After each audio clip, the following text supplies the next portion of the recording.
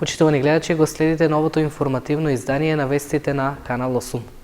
В петок сокрунисување на жетварската убавица, како и музички настап на Каролина Гочева, почнува 33-тото издание на манифестацијата Денови на Кочанскиот Ориз 2024. Традиционалното зажнејување ќе се реализира в недела во атарот на селото Оризари. Сокрунисувањето на жетварската убавица и со настапот на македонската поп пејачка Каролина Гочева, како и забава со диџејот Ацко, в петок почнува 33-тото издание на манифестацијата Денови на Кочанскиот Ориз 2024. По тој повод општина Кочани организираше пресконференција на која ги најави програмските содржини што треба да се реализираат предстојниот викенд. Официјалното отварање ни е сега во петок со изборот на жетварската убавица во 19:30 часот во градскиот парк. За изборот на жетварската убавица пријавени се 8 девојки, за истото ќе одлучува жири и изборот може да го проследи присутната публика.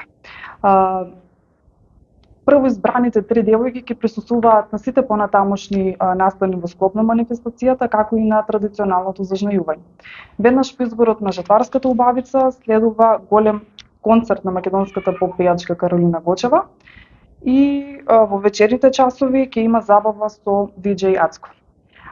Годинава Кочани и Кочанчани сме домаќини на гости од Црна Гора, Бугарија, Србија, Словенија, Унгарија, Босна и Херцеговина, а очекуваме и многу гости од околните градови од нашата држава. Во сабота започнуваме со отварање на ликовна изложба од ликовната колонија Свети Пантелеймон, која што традиционално се одржа оваа година. Тоа е во 10:30 часот во градскиот парк. Продолжуваме со дефиле.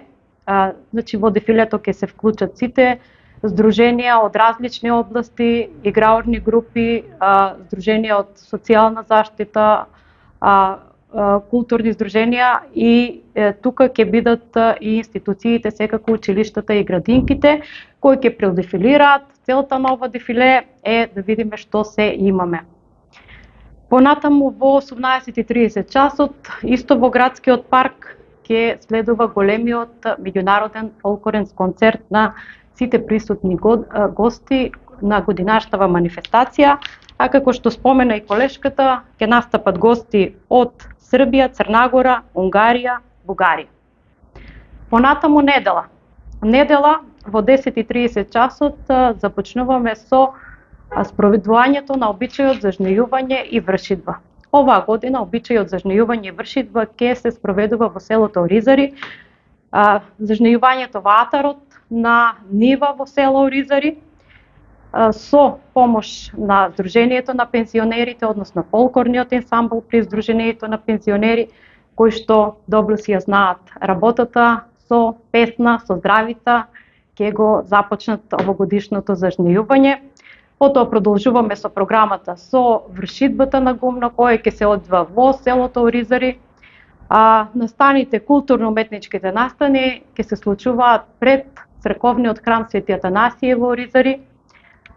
Овде имаме традиционално доделување на награда за најуспешен земјоделец и богата културно-уметничка програма. Во делот на уметничката програма ќе ни настапи Дамјан Стојановски, ќе одржи свој концерт, меѓутоа имаме и групата Мелем која ќе биде придружба во целата поборка и спроведувањето на зажнејувањето. Традиционалниот оркестар при Омори Стојуруков, тука мораме да го споменеме и фолклорниот ансамбл Љупчо Сантов кој што ги предводи сите овие активности. И неизоставно, како и секоја година и оваа година, се трпезите од подготвени од вредните домаќинки. Оваа година ќе можеме да ја вкусиме традиционалната храна на вредните оризарки, значи ќе имаме штандови за дегустација, ќе имаме и продажни изложбени штандови и во сабота и во недела и секако ќе имаме етно елементи со цел да покажеме традицијата и битот во нашиот крај. Повелете на добра забава, на културно-уметничка програма, но и да ги вкусиме традиционалните јави. Градоначалникот на општина Кочани Љупчо Папазов посочи дека организацијските активности се во завршна фаза. во фаза на завршни подготовки, уредување на локацијата на која ќе се одвиваат настаните, подготовката во делот на приемот на делегациите кои ќе ни бидат гости оваа година се во завршна фаза и очекувам дека ќе имаме успешен настан. Со ова влегуваме во една долгогодишна, 33 годишна традиција и очекувам дека ќе трае уште многу долги години и ќе биде обврска и за следните генерации. Во оваа прилика сакам да ги повикам граѓаните на општина Кочани да се приклучат, посебно земјоделците со кои имаме нераскинлива врска во делот на обележувањето на овој ден и во знак на внимание кон нивниот труд и нивната посветеност во долгогодишното одгледување на оваа култура, да ги повикам сите да се појават на сите настани кои се врзани со оваа тема и очекувам заеднички да уживаме во деновите кои се пред нас. Во рамки на пресконференцијата, организаторите упатија голема благодарност до 30-тината спонзори кои помогнаа во финансиската реализација на манифестацијата Денови на Кочанскиот ориз 2024. Советот на општина Виница ја одржа 34-та редовна седница, на чиј дневен ред беа повеќе точки. Советниците го усвоија предлогот да се раскине договорот за закуп на базенот во Виница. Советот на општина Виница ја одржа редовната 34-та седница, на чиј дневен ред доминираа точки поврзани со работењето на образовните институции, како и барања од граѓаните за утврдување правен статус на бесправно изградени објекти. Меѓу другото, пред советниците се најде и предлог одлуката од градоначалникот Миле Петков за раскинување на договорот за закуп на градскиот базен. Како причина за ова беше наведено непочитувањето на обврските за плаќање на давачките кон општината од страна на закупецот. Образложение за предлог одлуката дојде и од општинската администрација. При тоа беше нагласено дека е постигнат и дополнителен договор за одложено плаќање, што исто така не бил испочитуван. Закупецот и должи на општина Виница по основ на закупнина која што на годишно ниво е изнесла 5000 евра и должи 1.826.628 денари и градоначалникот го повика на разговор и склучи се спогодба, вонсудска спогодба, со која што се спогодбија општина Виница преку градоначалникот како доверител и Вининвест како должник за исплаќање на 12 овој долг на 12 еднакви месечни рати по еднаква сума во износ од 139.402 денари, со тоа што започнувајќи од месец јули, па се 24 па се до месец јуни 2025 година. Заклучно со и плаќањето на ратите да се врши најдочно до 20 во месецот. Заклучно со овој месец, сега сме 25, значи закупецот или должникот досега нема платено ниту една рата, односно 3 рати кои што требаше да ги уплати, нема уплатено ниту еден денар. Поради тоа е овој предлог од градоначалникот да се раскине овој договор. По образложението што го даде секретарот на општината Јангелов, советниците реагираа затоа што претходно не биле запознати со состојбата околу долговите за базенот во Виница. При тоа беше нагласено дека општината премногу долго чекала за подмирување на ненаплатените побарувања. По дискусиите со 9 гласа за и 6 советници кои се изземаа од гласањето, предлог одлуката за раскинување на договорот за закуп беше усвоена. Локалната самоуправа на Кочани упати јавен повик со кој апелира граѓаните да учествуваат во креирањето на општинскиот буџет за 2025 година. Предлог проектите треба да ги достават на електронската адреса на општината. Општина Кочани го започнува процесот на креирање на буџетот за 2025 година. Со цел јавноста да се вклучи во процесот, односно да се имаат предвид потребите на граѓаните, општината упатува јавен повик до институциите, здруженија на граѓани и поединци за доставување предлози од поширок интерес на заедницата и конструктивни идеи за активности. Предлозите може да бидат од сите сфери на надлежност на локалната самоуправа, како што се комунални дејности, урбанистичко планирање, заштита на животната средина, локален економски развој, образование и култура, социјална и здравствена заштита, спорт и млади, поддршка на граѓанскиот сектор, меѓународна соработка и други надлежности што се извршуваат согласно стандардите и постапките утврдени со закон.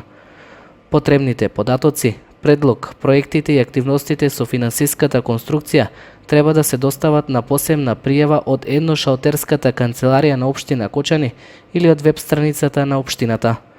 Поднесоците во електронска форма може да се достават на адресата info@kočani.gov.mk со назнака за јавен повик за предлог проекти за развојни програми од делот на инфраструктурата, комуналните работи, урбанистичкото планирање и слично, или преку едношалтерската канцеларија најдоцна до 18 октомври, додека предлозите од областа на спортот, културата, социјалната заштита и слично најдоцна до 20 ноември.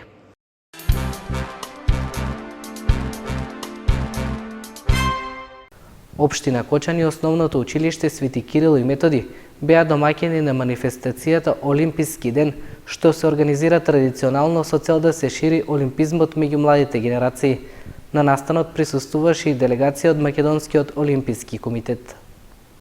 Општина Кочани и Основното училиште Свети Кирил и Методи беа домаќини на манифестацијата Олимписки ден, што се организира традиционално.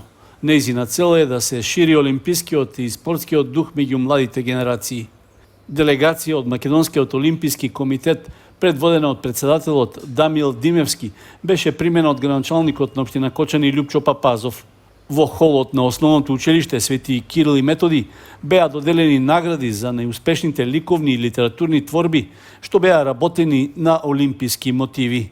Присутните ги поздрави председателот на Македонскиот олимписки комитет. Многу ми е драго што сме во Кочани, до сега не сме били овој прв пат, сме посетили многу градови, меѓутоа дојде денот да го посетиме и Кочани. Кочани има богата спортска традиција, јас знам уште од времето од овој град е нашиот доајен спортски држал, сега почнат Асен Асев, кој е синоним за македонското борење и за многу олимписки успеси, меѓутоа ќе се сетам и на фантастичните времења на Кочани деликатес, која што навистина оваа сала тука јас до тогаш председател на кошаркарскиот клуб Работнички, сите можеме да ги победиме, ама Кочани никако. Кога кога сме дошле тука, секогаш сме загубили и немаме ни една победа. Се можеби единствениот град кој што останал непоразен од кошаркарскиот клуб Работнички е токму Кочани. Во рамки на Олимпискиот ден во Кочани, во преполнетата спортска сала Сашо Лазарев Чапо, се одржаа мали олимписки игри. При тоа ученички екипи од училиштата во Кочани се напреваруваа во кошарка, што најде на одличен прием кај публиката. Олимписка пофалница доби Владимир Грчев на 31-та Балканска олимпијада по информатика за средношколци, што се одржа во Охрид.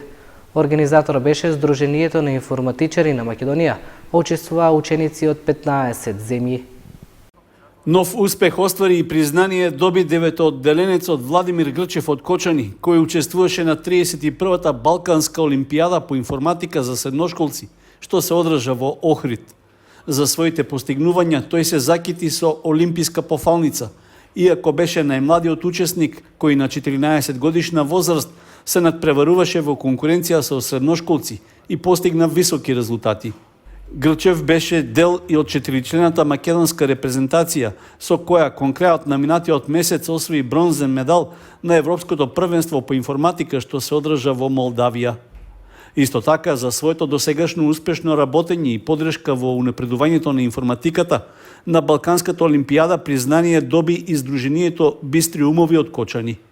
Организатор на 31-та Балканска олимпијада беше Сдруженијето на информатичари на Македонија. А оваа година надпреварувачите од регионот имаа гости од повеќе држави и надвор од Балканот.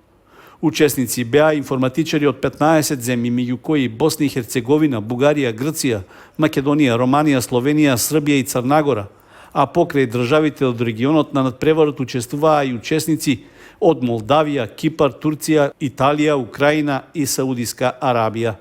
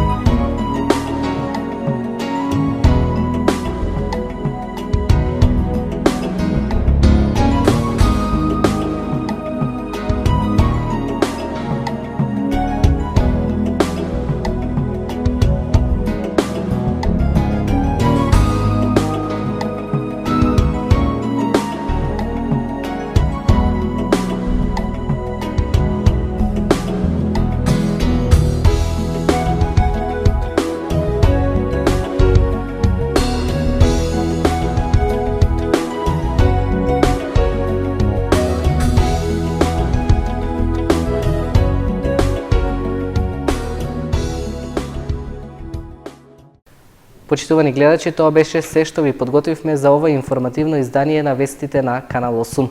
Ви благодариме што бевте со нас. Довидување.